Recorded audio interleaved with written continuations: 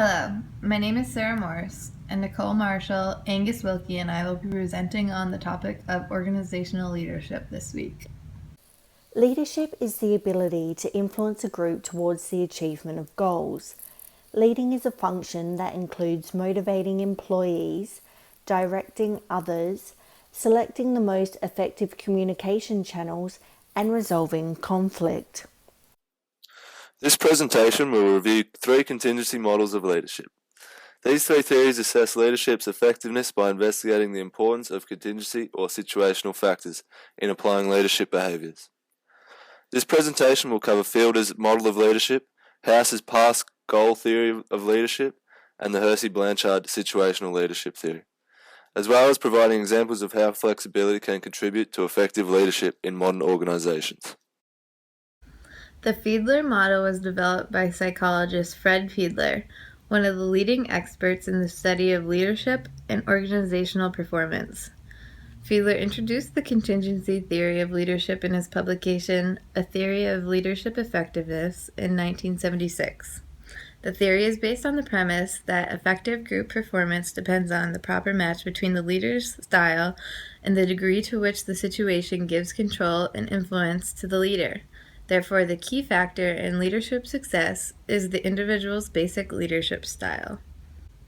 To assess an individual's leadership style, Fiedler created the Least Preferred Coworker, or LPC questionnaire. This questionnaire measures whether a person is task-oriented and primarily interested in productivity or relationship-oriented. The questionnaire asks respondents to think of the person they least enjoyed working with in their life and rate that person on a scale of 1 to 8 for 16 sets of contrasting adjectives. These adjectives included pleasant, unpleasant, and supportive, hostile. The results from the LPC questionnaire yield an individual's leadership style. If the respondent rated the least preferred coworker in favorable terms, a high LPC score, the respondent would be labeled relationship-oriented. This individual's primary concern is that of interpersonal dimension rather than the task in the situation. If the respondent rated the least preferred coworker in unfavorable terms, a low LPC score, the respondent would be labeled task-oriented. This individual runs the other side of the gamut with their concern focused on task success. 16% of respondents fall in the middle range and therefore outside the theory's predictions. After completing the LPC questionnaire to determine the individual's basic leadership style, the leader was then matched with the situation. Fiedler identified 3 contingency or situational dimensions, which consisted of leader-member relations, task structure, and position power. Leader-member relations is the degree of confidence, trust, and respect members have in their leader. Task structure is a degree to which job assignments are procedurized, that is, whether tasks are structured or unstructured. Position power is the degree of influence a leader has over power variables such as hiring, firing, discipline, promotions, and salary increases. The findings from Fiedler's model are displayed in the following chart. Combining the 3 contingency dimensions yields 8 possible situations in which leaders can find themselves as seen through the 8 categories listed.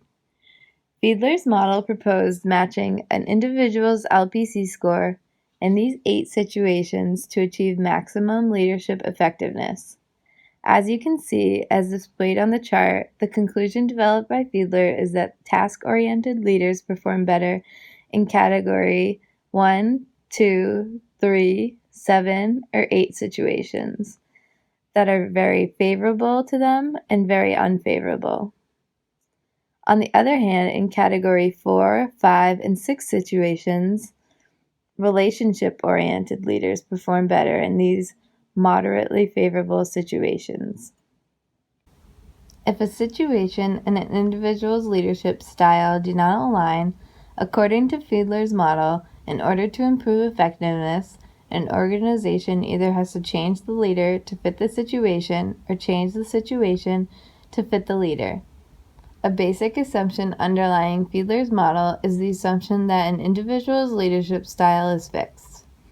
The implications this assumption has is that if a situation requires a task-oriented leader and the individual is relationship-oriented, or vice versa, either the situation must be modified or the leader is to be replaced to achieve optimal effectiveness.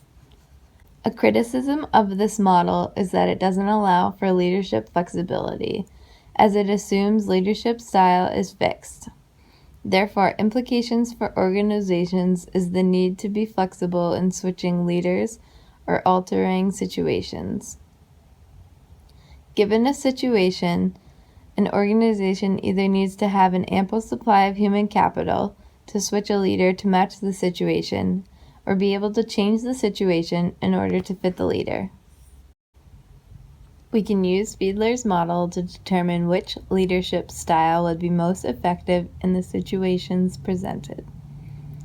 Situation 1 investigates a military task force. The leader is well respected and holds power over promotions. Given this situation, we can apply Fiedler's model to fit a leader to the situation. From this information, we know that the leader-member relations are good, as they are respected, and this job requires a lot of trust between leader and members as they put their safety in the hands of their leader. The task structure is also high because military task force follow a lot of procedures and assignments are highly structured. The position power is high as well, as the leader is in charge of promotions and demotions. This situation will require what leadership style? The answer is task-oriented. Given the contingency or situational dimensions, the leader that fits the situation best is a task-oriented leader. In situation 2, the organization is a tech company, which requires a lot of creativity. The leader is well respected, but has no control over hiring, firing, promotions, etc. In this situation, we have good leader-member relations as they are well respected. The task structure is low as the company thrives on creativity. Therefore, tasks aren't procedurized. The position power is weak as the leader has no control over hiring and other such power positions. The leader that would best suit this situation would be a relationship-oriented leader. The path goal theory of leadership was developed by Robert House from taking the key elements from the expectancy theory of motivation that we all learned about last week and the Ohio State leadership research on initiating structure and consideration. House's theory states that it's the leader's job to assist employees in attaining their goals by providing direction and support to ensure their goals are compatible with the overall objectives of the organization. So in a nutshell, it's a leader's job to outline the path the employee needs to take to achieve their goals so they're aligned with the organizational objectives whilst providing the support, the right tools and resources the employee needs to succeed and reduce any roadblocks. For example, think about your first job. What was the company's goal and how did you succeed?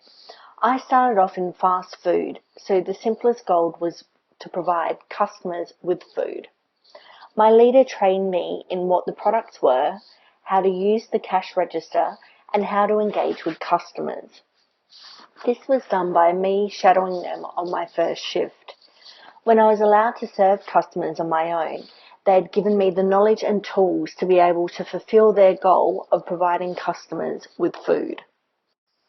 Leaders using directive behavior advise on what is expected, schedules work, and gives direction on how tasks are to be done. This style is best used when tasks are ambiguous or stressful, such as at the beginning of a new project, but this behavior isn't successful when the tasks are well structured or the employee doing the task have high perceived ability or experience. One of the best times to use this behaviour is when you need to train a new employee. Supportive behaviour leadership displays concern for the need of employees and comes across as friendly. This is useful when the tasks are structured and are physically or emotionally distressing, such as in the medical sector. Nurses must follow strict procedures and deal with emotional situations with patients and their families. They need leaders who show them support and are concerned about their well-being. When this doesn't work is when the tasks are ambiguous and clear direction is needed. Leaders using participative behaviour consults with employees and considers their suggestions in the decision-making process. This is best used when employees are highly engaged with their work. The non-for-profit sector is filled with employees who are working to make a difference in the world and aren't motivated by money. Feeling involved in the decision-making process keeps them engaged and dedicated to delivering high performance. However, when decisions need to be made quickly, this leadership style doesn't work. Finally, leaders using achievement-orientated behaviour expect employees to perform at their highest level and set challenging goals. When obtaining achievement is the motivation, like reaching sales targets to get a bonus, or the tasks are complex like designing a bridge, this is the best style to use. Where it doesn't work is for tasks that don't have any rewards, or if they're simple, such as how to answer the phone. Leadership behaviour doesn't exist on its own. There are two other factors that can make or break if the behaviour chosen will work. They are environmental and subordinate. Environmental factors are extrinsic. They're factors that are outside the employee's control. House has broken these down further into the following. Task structure. This is how the job is to be done. Employees don't have control over this. This is often dictated to them. Second is the formal authority system. This is the employee's actual manager and leader. Generally, you can't change who your manager and leader is. It's outside of your control. And thirdly, it's the work group. These are all the other employees that you work with. The second factor, being subordinate, are the intrinsic factors, which are the employee's personal characteristics. These are also broken down further. The first one is locus of control. So this is how much control or influence the employee believes they have over decision making. The second one is experience. This is the knowledge held by the employee themselves. And the third and final one is perceived ability. This is the employee's self-evaluation of their abilities to complete a task. House's theory has identified 4 behaviours that leaders need to possess to achieve organisational objectives. In comparison to Fielder's model, it is assumed that leaders can switch between all 4 behaviours depending on the situation, the employees, and the complexity of task, making the style of leadership highly flexible. No matter what leadership behaviour is chosen, the environmental and subordinate factors will affect the outcome in either job performance or job satisfaction. For example, say you're in a new job and your leader is using directive behaviour but isn't clear in giving you the right task structure. This will affect on how you complete the task, potentially leading to a bad performance as you weren't given the right tools to complete the job. On the other hand, imagine you've been doing the job for 5 years and a new leader comes in using directive behaviour and tells you how to do your job and when to do it. More than likely, you will feel offended or disrespected, and this will lead to you feeling poor job satisfaction. In conclusion, there are positives and negatives to using House's path goal theory of leadership.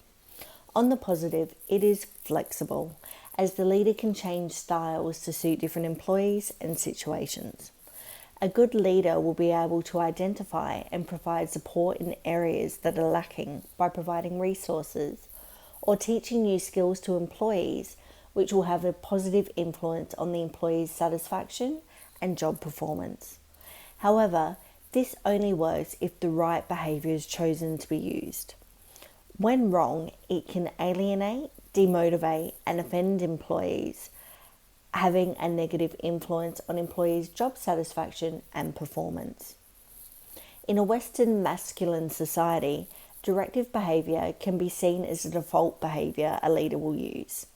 This will not work where employees have high ability or experience and will cause friction between employees and their leaders. The Hersey-Blanchard model is a situational leadership model which suggests that there is no single optimum leadership style, and successful leaders adjust their style based on follower maturity. Follower maturity is determined by the ability and confidence of the group they are attempting to lead. The model proposes that leaders deal with varying levels of follower maturity by adjusting their relative emphasis on task and relationship behaviours.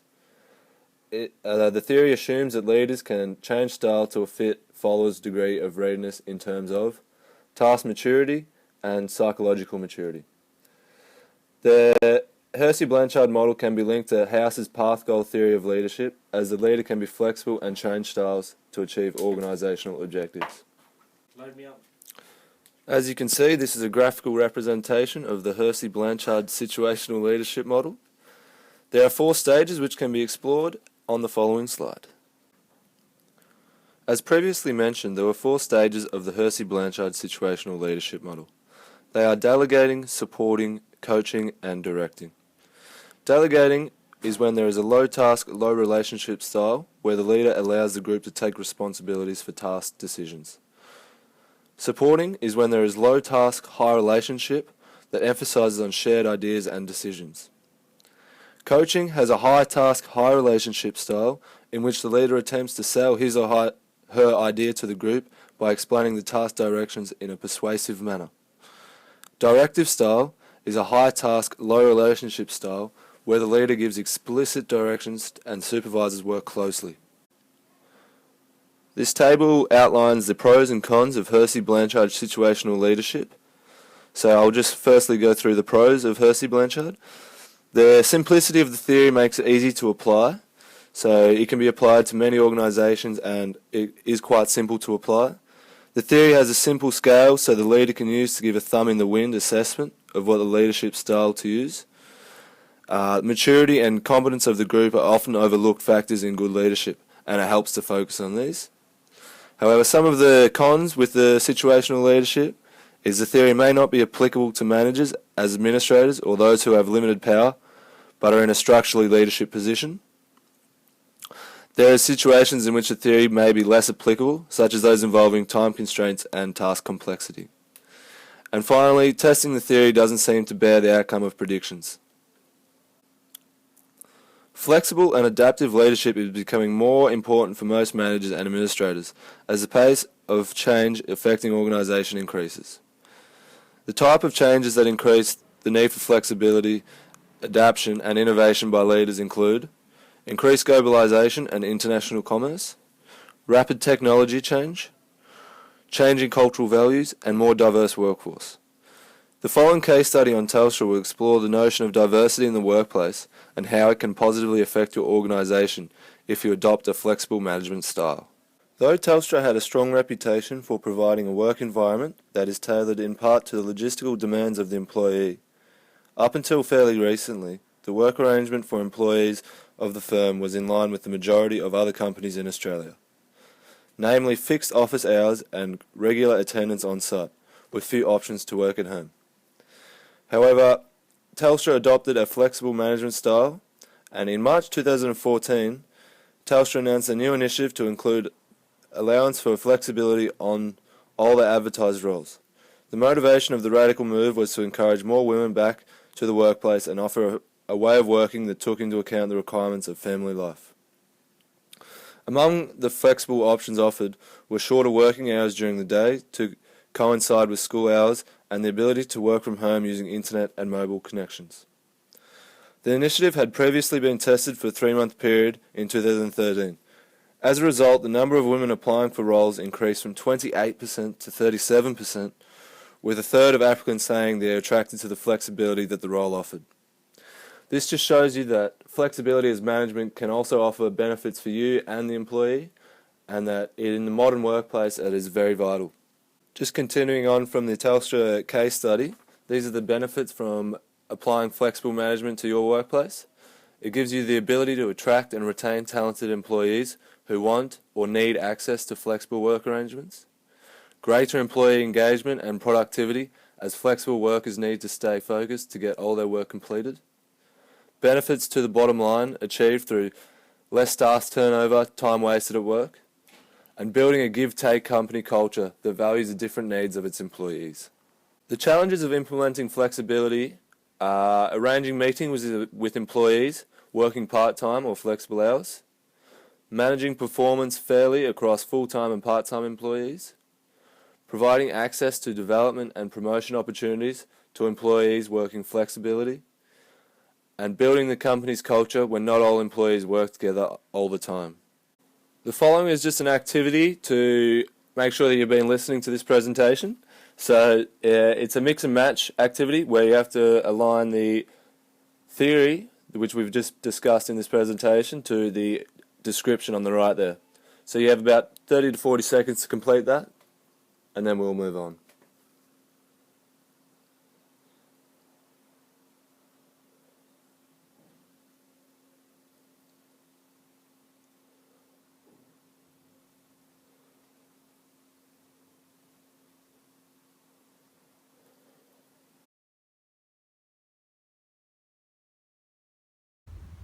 The next question on the quiz is, which contingency model assumes that an individual's leadership style is fixed? A. House's gold path theory, B. Fiedler's contingency model of leadership, or C. Hershey-Blanchard's situational leadership theory. You have 15 seconds to complete this answer.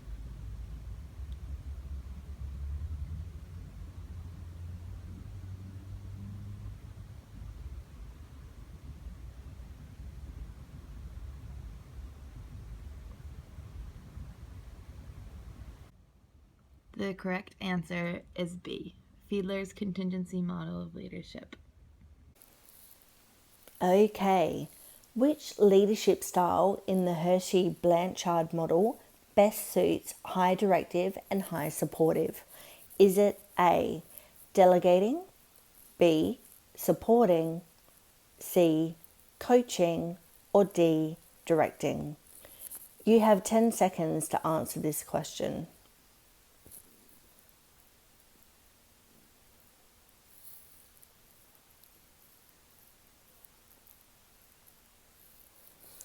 The answer is C, coaching.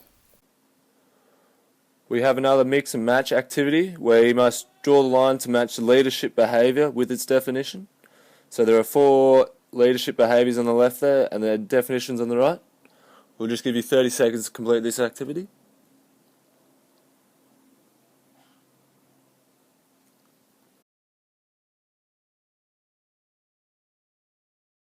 The next question on the quiz is, which contingency model of leadership behavior is affected by environmental and subordinate factors? You have 15 seconds to complete the answer.